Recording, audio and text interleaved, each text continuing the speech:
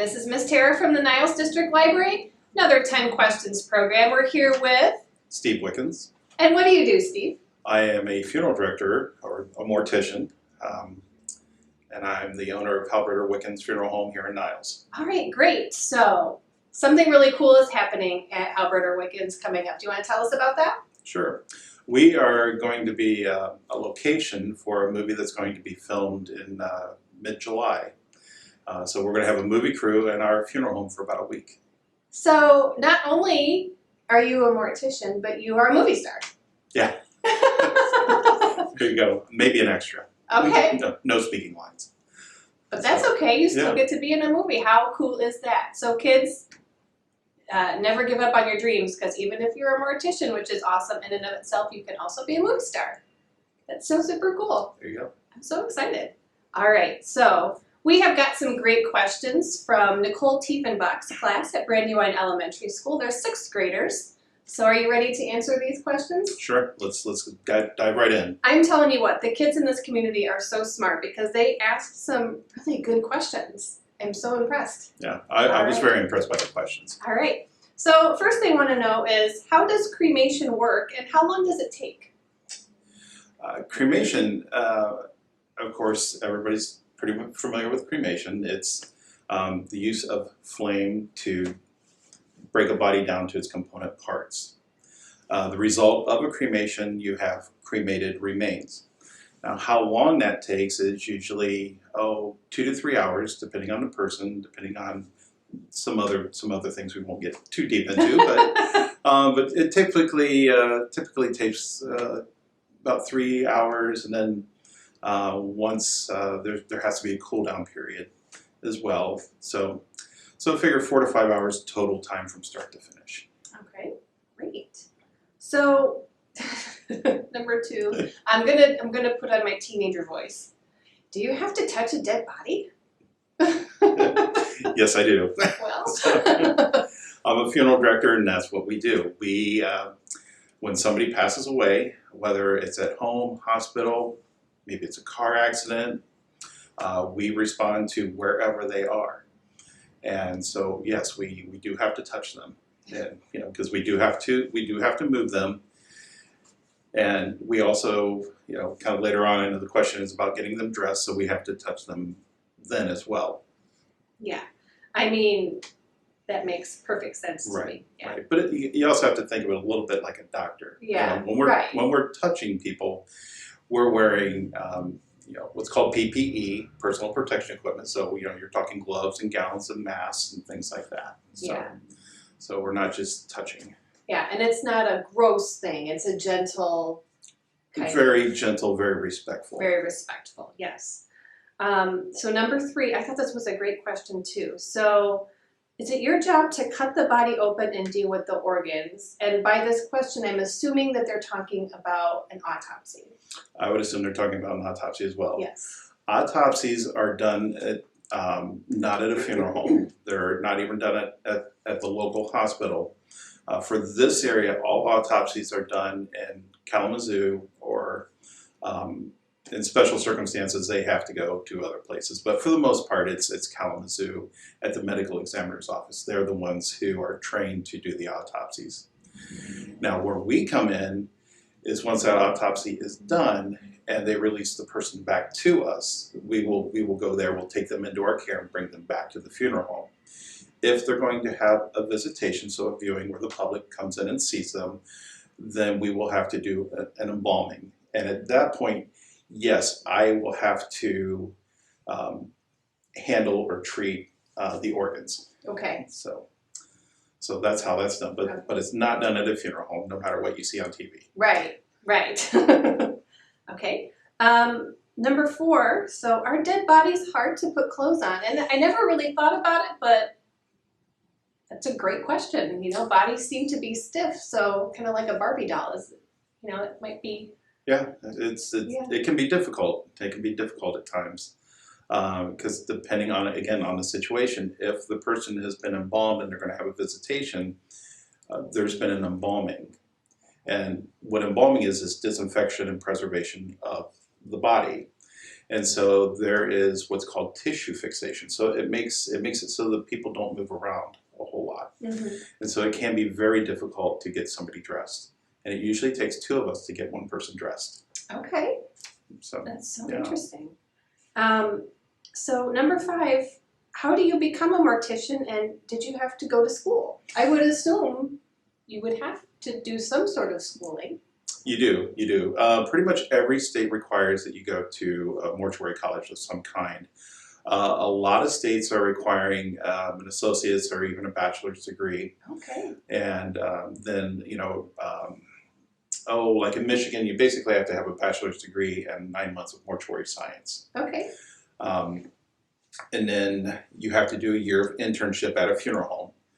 And then you have to take, you have a national test that you have to take in order to become a funeral intern, and there's state testing that has to be done as well. So there's a lot of education, a lot of testing.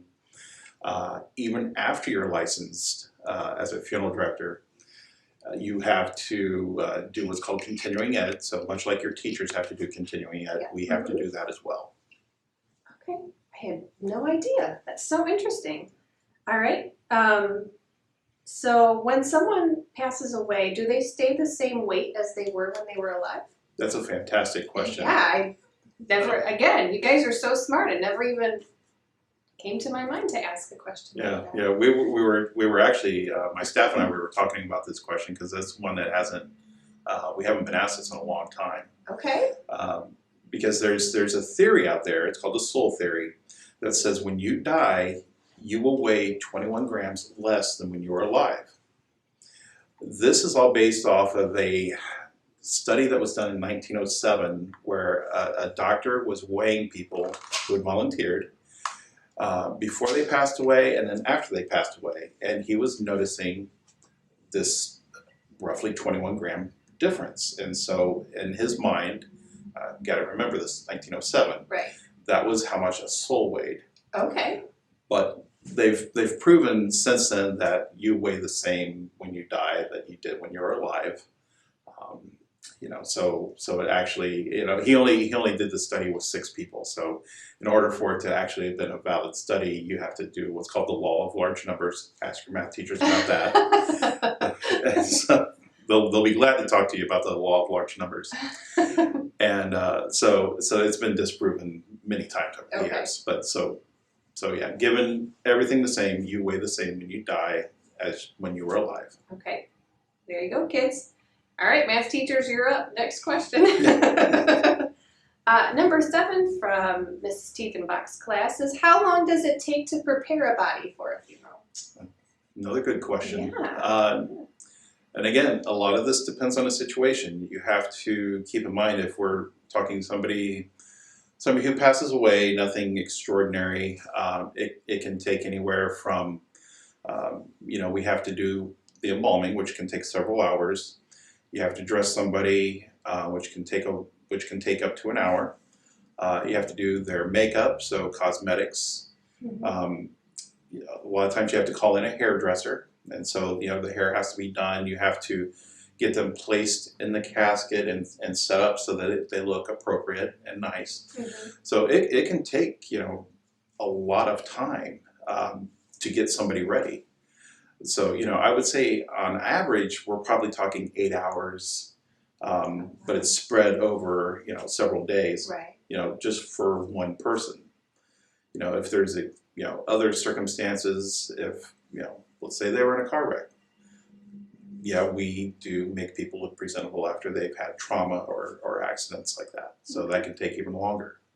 All right. So 8 or more hours. Wow. I guess that makes sense. My husband would probably say, it takes you that long to do your hair. There you go. That long to get ready. All right. So number 8 is, do you have to work in the middle of the night sometimes, since you can't plan when somebody will pass away? Absolutely. Yeah. Absolutely.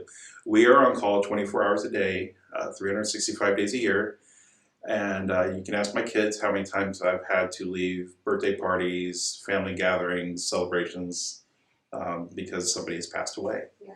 So we absolutely, day and night, it doesn't matter. We respond when the death occurs.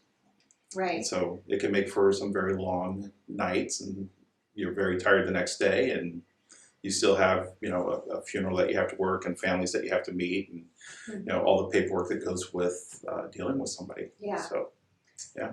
I mean, that makes perfect sense to me because, you can't schedule something like that. You cannot.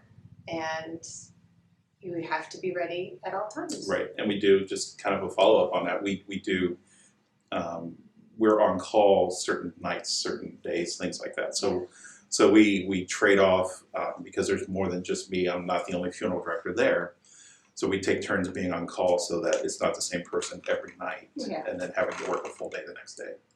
So that would be very hard It is very to do hard. that. Yeah, absolutely. So question number 9 is, what is a happy part of your job? It's not always sad, is it? Oh, absolutely not. Absolutely not. One of the great things about what I do is I get to help people through a difficult time. And to help somebody through something like that is an amazing thing. You're helping them through a bad time. Plus, you got to keep in mind, this is a time that family gets together, and families aren't always the best about getting together. Mm-hmm. And so to see people get together to celebrate somebody is an amazing thing. I get to do fantastic things like I get to make a lot of videos for people, and it's wonderful. I love photography, and so when these people bring in these old family pictures, and I get to create this little movie about somebody's life, it's a wonderful thing to do.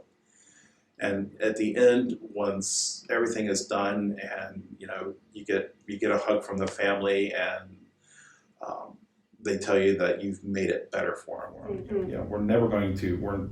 We obviously can't fix the situation, but we'll make it a little bit better as best we can. Yeah, that's good. So just to remember that, it's not always doom and gloom. Oh no, not at all. With what Not you at do. all. Yeah. And I get to meet some amazing people. Yeah, it's such a stereotype, I think, with working in a funeral home, and Yeah. I think it's just sad and gloomy all the time. But It's not like on the totally television. No. Not at all. No. All right. So the last question from the kids is, what made you want to become a mortician? That's the great question there. Yes. It's a long story. I will condense it down. Okay. I grew up in a little town called Batesville, Indiana. They make two things in Batesville. They make hospital beds on one side of the street, and they make caskets on the other. Okay. When I was in, they're the world's largest casket maker. Wow. And when I was in college, I was a psychology major, and I wanted to do more. It wasn't quite the right fit. So a friend of mine actually was in mortuary school and invited me to spend a weekend with them and see what they do. And I kind of thought, ew. But then I saw, it takes a lot of different skills to be a funeral director. There's a science aspect to it, which I love science. There's an art aspect to it, which I like that. Yeah. The psychology, obviously grief psychology, there's a little bit of business with it. There's a lot of little different things to do. So I thought, this is interesting. I will never be bored doing this. No. And so I started working at a funeral home when I was in college, and so I could see how everything works start to finish.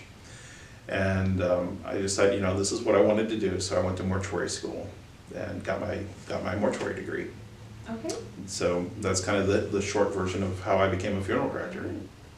All right. So super secret last question for me. Okay. Do you have a favorite book? And what would it be? I do have a favorite book, and it's a funny book. Okay. It's The Hitchhiker's Guide to the Galaxy by Douglas Adams. Okay. If you've ever had a chance to read it, it's a wonderfully funny book, and it pokes fun at a lot of things. Yes. And I just enjoy it. Okay. That's a great series. We have it here at the library. Well, thank you so much, Steve, for joining us today. Absolutely. For our 10 questions. And if you want to know more about mortuary science, where's a place that they could look? National Funeral Directors Association, so nfda.org, is a wonderful source for information. Michigan Funeral Directors, which is mfda.org, is another great source. And if you can't, you know, if you want to talk to me directly, you can always reach out to me at the funeral home. All right. Well, great. Thank you so much for joining us Absolutely. today. Thank you Really for having appreciate it. Thank you to Nicole Tiefenbach and her wonderfully smart sixth graders. Great questions. Great questions. Thank you so much, everyone.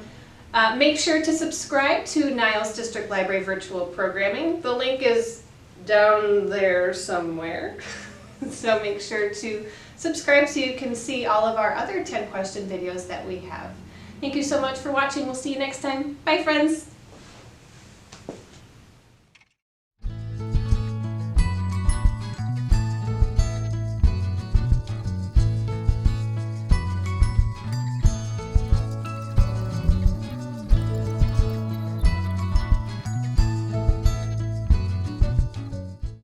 The story is based in a funeral home. Can we come shoot at your place? So. See, so you can be a movie star and a mortician. Movie star, there you go. Exactly.